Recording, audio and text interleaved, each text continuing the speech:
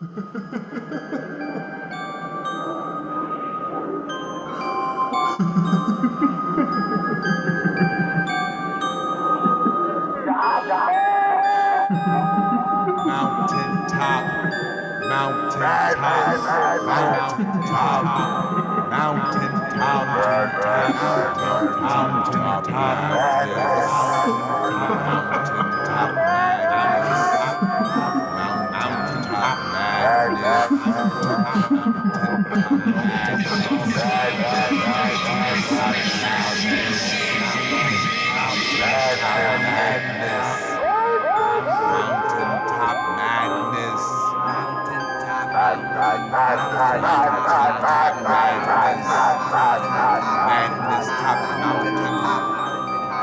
following announcement has been paid for. We control the transmission. If we wish to make it louder, we will bring up the volume. If we wish to make it softer, we will tune to a pretty tune, to a pretty tune, to a pretty tune, to a pretty tune, to a pretty tune.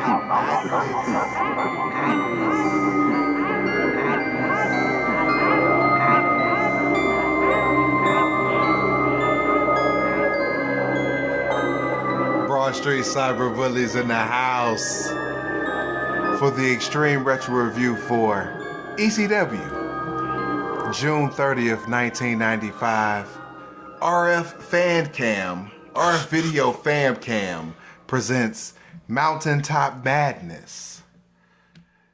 This was supposed to be Extreme Retro Review number 133, but due to a numbering error, I guess I was out of sync. This is actually Extreme Retro Review number 134. Shout out to Earth 37's Doofus Fooge. Good to see. Took a venture through the cross-dimensional gravitational positron. Slipped up for a few, but we back. First of all, let's just get this out the way. There's no commentary. And this is shaky cam all throughout a fucking barn with minimal lighting and bad audio. This is going to be quick and dirty. I'm shooting for 20, but if we go towards 45 minutes on this review, stop it at 40 and proceed to Hardcore Heaven 1995. What are your thoughts and views of this show?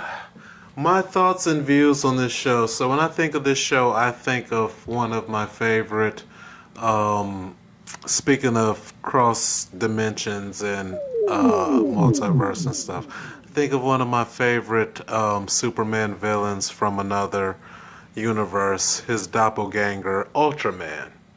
And Ultraman has a big U on his chest, and I'm going to give this show a U for very underwhelming, because with the card that it was presented, it should have been much better than it was, but unfortunately, it was very underwhelming. Ultraman being leader of the Crime Syndicate of America. That's right. From Earth 3. That's right. For those who don't know, get your DC Comics on. Shout out Earth 3 Fooge. You're the man. I'm having flashbacks of Extreme Retro Review number 1. Battle of the Belts. Yeah. Because this is a house show with no play-by-play. Just matches, just matches, just matches, just matches. So we open up with Pit Bulls versus Devious Donnie Allen and Dino Sendoff. That's who they were. I had no clue. I just... Two jobbers. That's all I know. I recognized the Pit Bulls. And I guess I should have recognized Donnie Allen and Sendoff, nigga. But, yeah, I didn't know who they were. Complete squidash as the crowd throws toilet paper in the ring and calls Stevie a fag. Yes. They take turns murdering Devious to boring chants from the crowd, as Dino Sendoff is the tag partner. That might not put butts in seats, Tony. But Dino and Devious is my favorite jobber tag team of all time. I get my Pitbull number 1 theatrics but no kick. So that's a half star right there. They show Stevie's rat on the camera in the crowd. Beulah interjects. Stevie and Beulah go back and forth. The rat and Beulah have a hair-pulling tussle. Raven takes Stevie and Beulah to the back by the hair. Oh, yeah. Devious and Dino try a comeback, but they get murdered with power bombs. Super bomb on Devious for the dub. Half star. The chant crowds, you still suck dick. HW thoughts. My thoughts were, what they were chanting to the pit bulls was my overall thoughts of the match. It still sucked dick. It was an extended squash, and I don't understand still to this day why ECW has squashes against jobbers on their big shows. But nevertheless, it is what it is, and I'm with the fans. They still suck dick. Two Cold Scorpios in a match versus the Shy. The crowd chants Taz and Too Fat to Two Cold Scorpio. Like the Shy isn't 40 pounds overweight and shit. It's vicious mat work to start. They do the shit chant for Two Cold Scorpio every time he hits the Shy. It's still an extended squidash. Too sloppy, too slow. 450 for the dub. Dud. HW thoughts. Oh man, I'm enjoying the heel work of Two Cold Scorpio.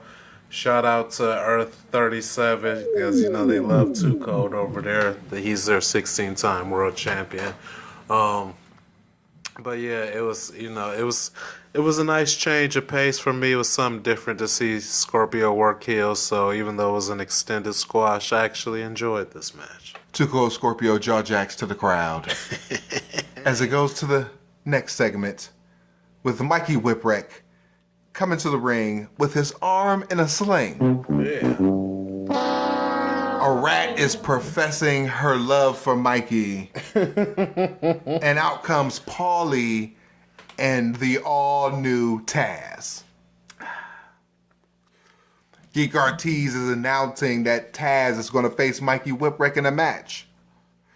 Finnegoof says something to Paul, and Bill Alfonso, the troubleshooting referee from the State Athletic Commission, comes to the ring. Yeah. He gets on the mic and is completely inaudible. Pretty much. Fuck this. Why would you do this again after the colossal waste of time that was Battle of the Belts, recounted by us in Extreme Retro Review #1? You're welcome. You're welcome. Alfonso won't let Mikey wrestle, even though Mikey wants to. Alfonso brings out his replacement, who is none other than Chad Autism. How the fuck is he still getting booked? Oh man, but at least they go to show the pedigree.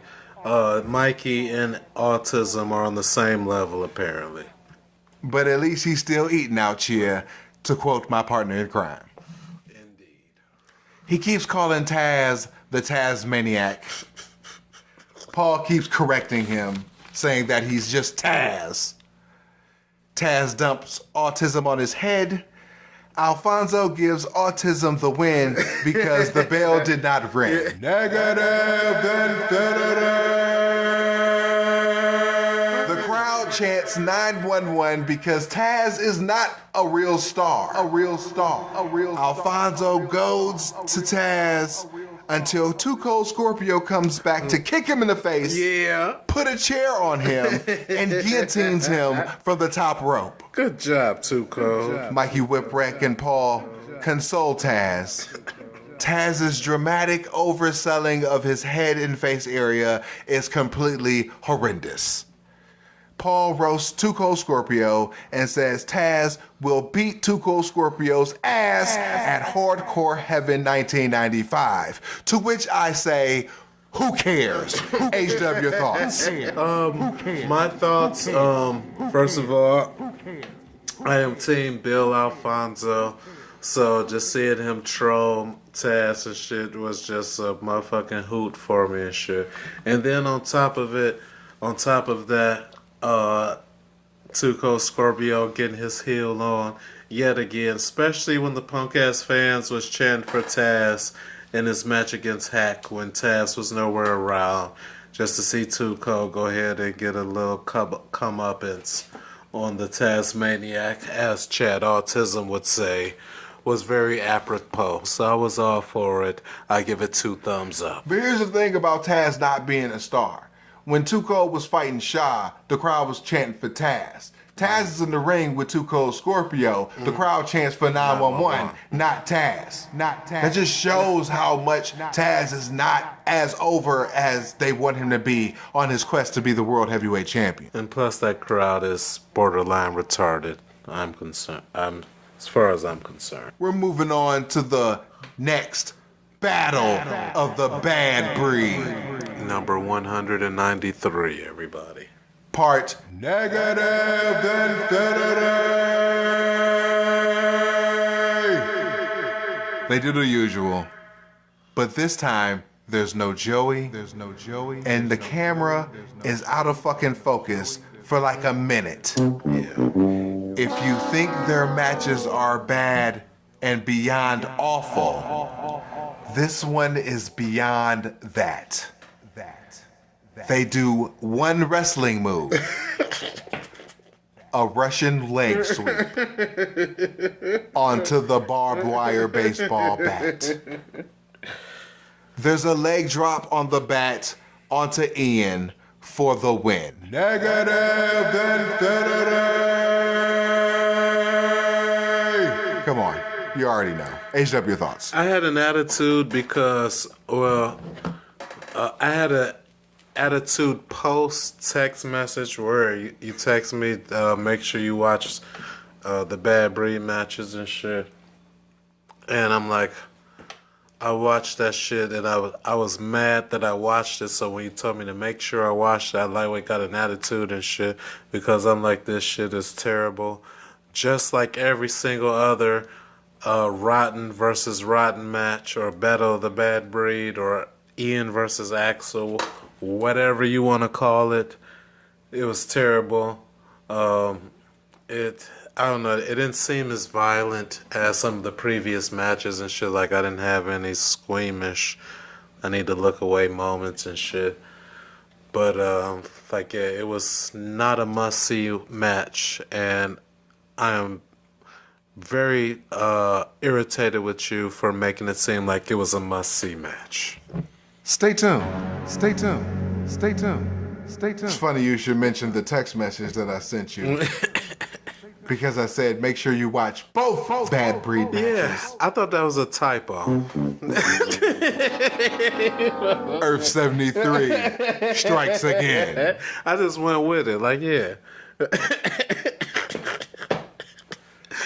We have a franchise, Shane Douglas, in the ring for a debate with his best friend in the business, Cactus Jack Mick Foley. A waste. Talk about show filler. He trashes the fans.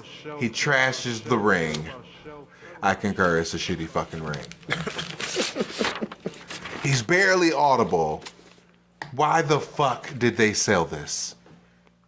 Shane is just rambling about nothing. Mick comes out. I don't know if he's in wrestling gear. His outfit is completely awful. He goes over their shared history. He cracks some jokes. He puts on a mask and calls himself the Masked Debater. That's very clever there, Mick. Hilarity ensues.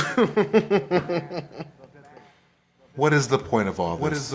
Shane rambles more about shit we already know about. I ate some potato salad.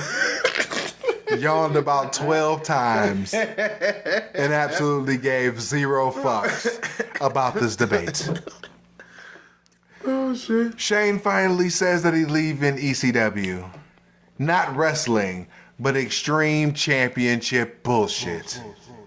and he's going to the WWF. Fucking finally. He's going to be a dean. Mick Foley calls out for Mikey Whipwreck. He asked Mikey, would he do hardcore things maliciously? Mikey says no. Shane is insulted that Mikey considered himself a wrestler in the same vein as the franchise. He goes to swing on Mikey. Mick steps in and finally, Cactus Jack and Shane Douglas square the fuck off. It's been hinted since Extreme Retro Review number 83 at the Niggas with Attitudes title tournament. They circle around each other, and Shane, like a true heel, powders out the ring. Mick holds up a Shane is dead sign. Mikey even calls him out. They trade bang bangs. It's finally over. Negative Infinity!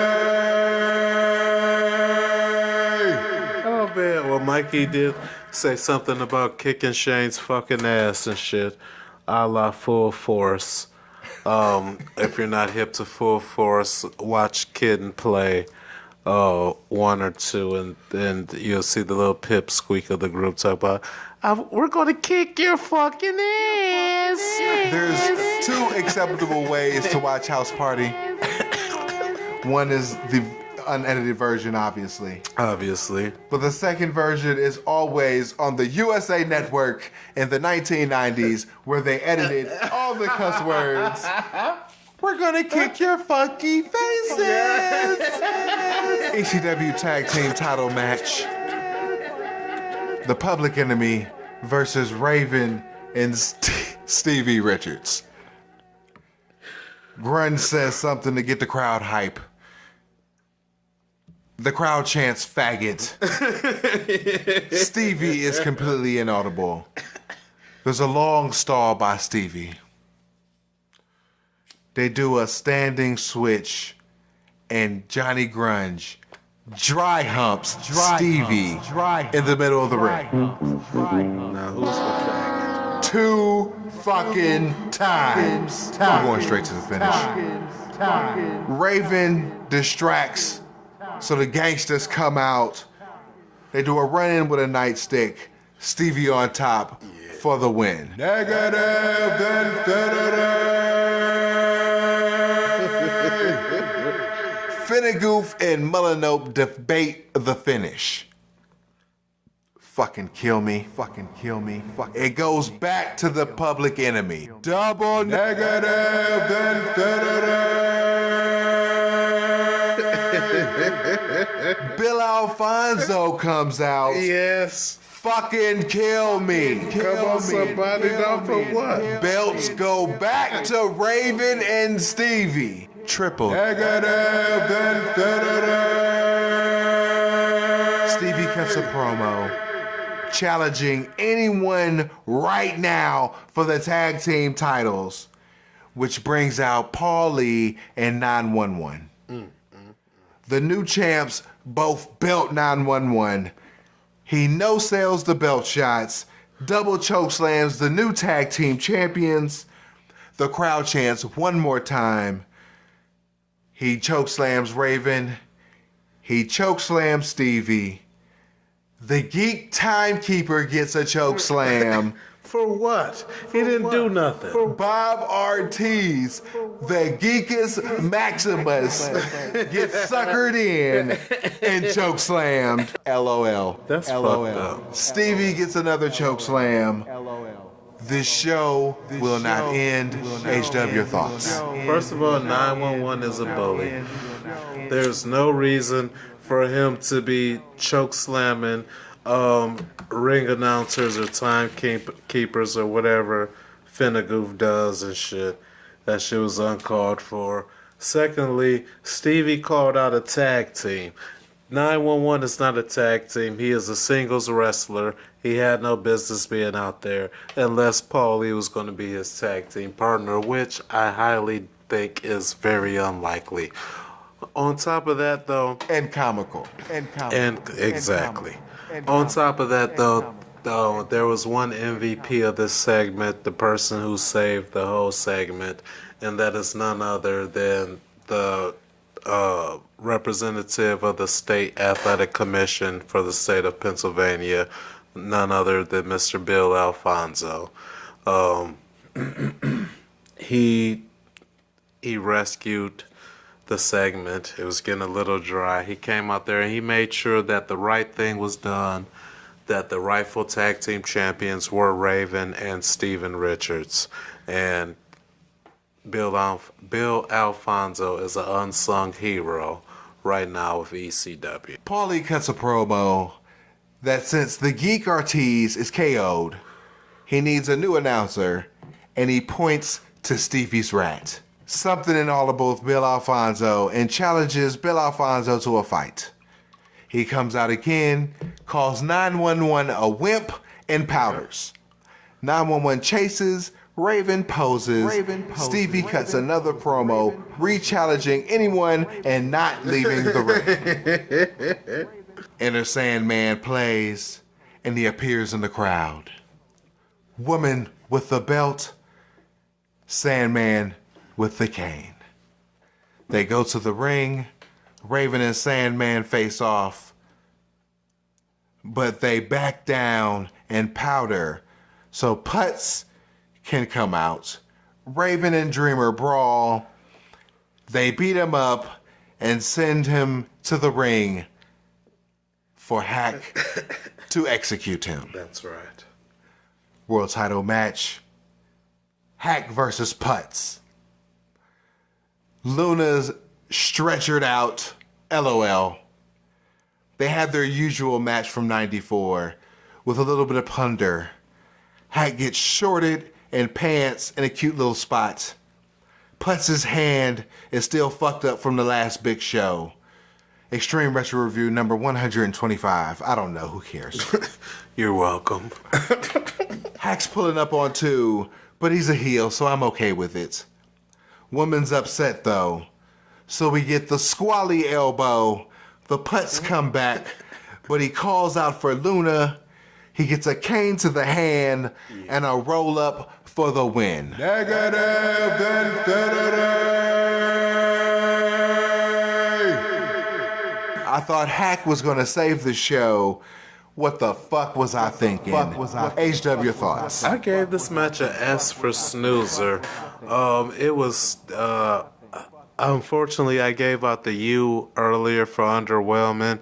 But for the world title match and with Sandman versus Tommy Dreamer, they got a little bit of history. Sandman, he's dished out some beatings, and Tommy Dreamer has taken some beatings, and it was like there was no beatings for real in this match, and it was just kind of so yeah, it's very disappointing. I take this show as a filler show, obviously, but it's more of a warm-up for Hardcore Heaven 1995. Okay. But overall, from the shit camera work to no Joey Styles on play-by-play, to bad microphones, awful matches, I now dub this show the human centipede of booking.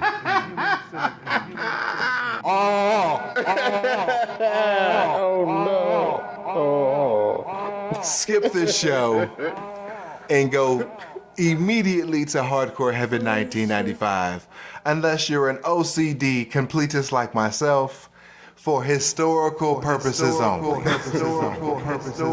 Shout out to my boy Shim. Skip all fan cams except for one. Stay tuned. Wait a minute, how many more fan cams are there? Stay tuned. Shit. And on that note, tomorrow, we're going to come right back at you with Hardcore Heaven 1995. Shane's farewell show. Oh. Oh, shoot. All right. Well, yeah, I'm glad I'm going to be able to have a little extra time with this then so I can say goodbye to the last member of the greatest stable and group in professional wrestling. He was the last member of the group known as Hot Stuff International, founded and started by my hero and mentor, the King of Philadelphia, Hot Stuff Eddie Gilbert. I want to give a special shout out to Doofus Hollywood and Earth 73 because we were going to review Hardcore Heaven today. But apparently he got a hold of the cross-dimensional gravitational positron and tinkered with it every time I told my co-conspirator that we were doing a double shot.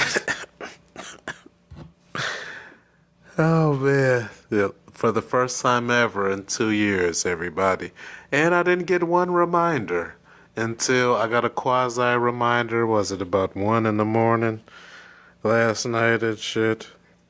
But that was to watch both rotten matches. Or it was, don't fast forward through them because, you know, you've seen one. It's 200 of them, so you've seen them all. But I thought it was a typo. Then he texted me this morning with the itinerary, because we hit, you know, even though most of this show is ad-lib, with the exception of the little notes we do have a skeleton outline of what we're going to do. And he's like, we're going to do Mountaintop Madness and Hardcore 95. But before that was memes of the week and all the other shit we do. So I'm scrolling through that and shit. So I'm like, all right, no doubt. So I was about to type, sounds like a plan. Then I looked at it again. I wait a minute. Hardcore. Oh, we doing both of them? And then he was like, was it, oh my God, yes, or something like that. And then it's like, please tell me you're working me. Something like that. And then, like, no, I'm not working you.